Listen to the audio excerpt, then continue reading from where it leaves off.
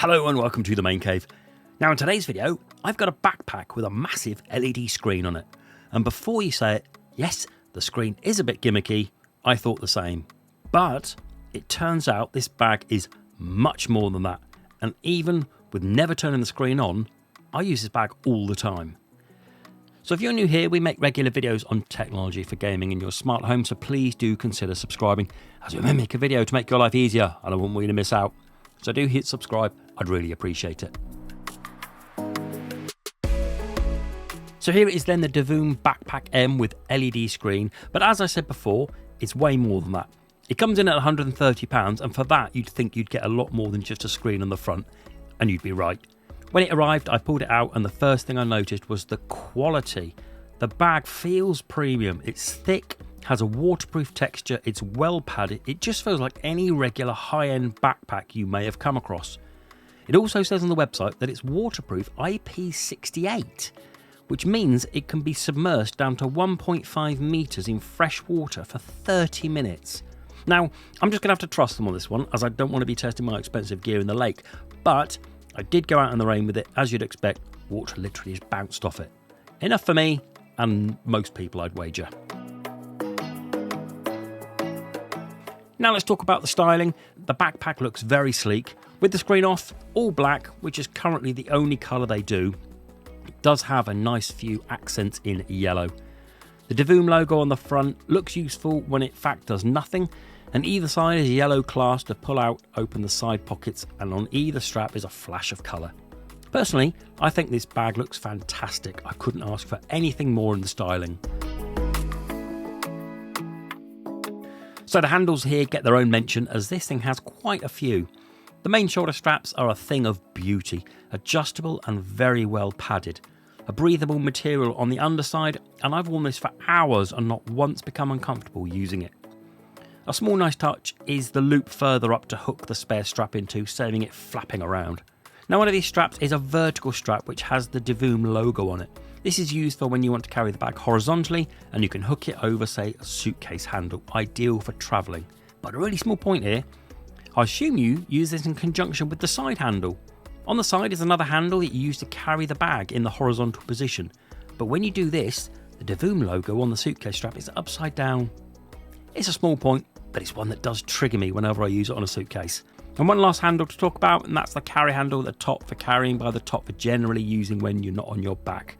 Only thing I have to say about the straps is that I would like to have had the main straps to be removable, but when I'm using it as a briefcase style, but it's a small request. So this thing has loads of flaps, pockets and compartments, and starting with either side of the outside of the bag are two water bottle compartments, easily big enough for most water bottles. Then to open up the main part, there are two magnetic clasps either side. I've not really seen this type before and it works very well, strong enough to hold and not be yanked over, but pressing the button releases the magnet. Once both off, you have the large front flap which can be unzipped all the way around and the whole bag laid out flat. And then into all of the numerous pockets, starting with the flap at the top, it's meshed compartment which holds a USB cable, and I'll talk about that in a bit. Under that are two further mesh pockets that can hold documents, perfect for a passport maybe. In the main section you have a massive 80-litre compartment, and at the back is a securing flap which secures two large padded flaps easily large enough to take a laptop or an iPad Pro. And then under them are two more flaps, but I've not finished yet, because on the inside are two more water bottle style compartments which are smaller than the outside ones but still big enough to hold bottles. Finally, inside is a key fob which you can be removed and secured inside. So maybe, I don't know, something like a bunch of keys. I really like this.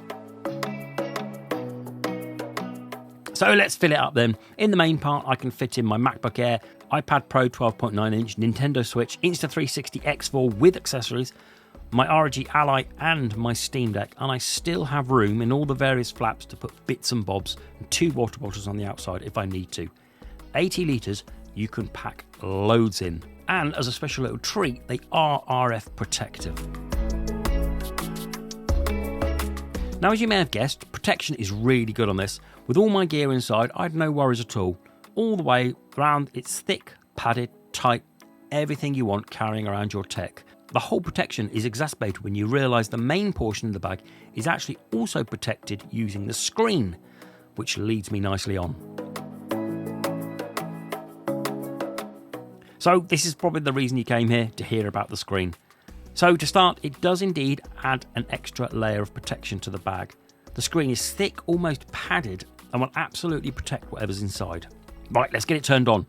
The screen is 16 by 16 pixels, 256 in total, and they are almost as flexible within the flap. The quality is good, they are certainly bright enough and decent clarity even up close. Especially seeing as this is basically a bit of fabric behind a thin mesh. No complaints from me there at all. What you do need though to power on is a power bank, as there is no inbuilt battery. So what I do when I want to use a screen, I use a small thin 10,000 mAh power bank. This will give an expected use of around 6 hours of use on one charge. As we said before, there is a USB cable in the top inside pocket. Just plug in your power bank and zip it up. Then once you've plugged it in, the screen will fire up and you now need to connect it to the Divoom app. And this is easy, just go into connected devices in the app. A quick mention on the app here, as in my previous video on Divoom Pixu, the app isn't the best. It's great in that it can do loads, it's just the UI needs to be tightened up a bit. It's not as easy as it should be to do things. These things though include drawing your own artwork, designing your own GIF, showing the clock, playing games, downloading community art and adding your own. So plug in a power bank and safely store it in the flap with the USB is in, and it turns on straight away. You have control over the screen using the app, and you can add it to add device on the home screen. It takes a matter of seconds to find the screen, and once connected you can do whatever you want. You can display the weather, show the time, or even draw an image on the fly. It works in exactly the same way as any other Divoom product you may have used. There's loads going on here. So down the bottom of the app there are 5 icons. Firstly, you have some presets for things like a stopwatch, countdown timer and weather. Next along is where a set of rotation of screens such as the clock, weather, temperature, date and an image, and you can also change the colours and the picture here too. The middle icon is for adding community added images or videos. Just select one and it adds it to the bag almost instantly. If you want to save that video you can do it and add it to your personal library for a future reference. Next along is community. I've never touched this, it's for community stuff. And the final icon is your account details and images you have saved or created. So, if you want to tell people behind what the time is or the weather, this thing has you covered. But in all seriousness, if this bag didn't have a screen, I'd still 100% recommend it to people, as it just feels premium with loads of pockets and protection. Add a screen in and it makes it a fun accessory. So, what don't I like about it? Well, the option to actually turn off the screen is done in only 2 ways. One, you take the battery bank out, or you do it in the app in the lighting tab. You hit that power button in the middle. Both are a bit of a faff. It would be nice to have a button on the bag itself or a remote. And also, as mentioned earlier, I'd like the main straps to be removable for using it horizontally. But other than that, I absolutely love this bag. It really surprised me. So let me know if you've got one or if you want one in the comments below. I'll leave links down where you can get one, and I'll try and get a cheeky discount code for you. So remember to check it out. Please do like, please do subscribe. And until the next video, bye bye.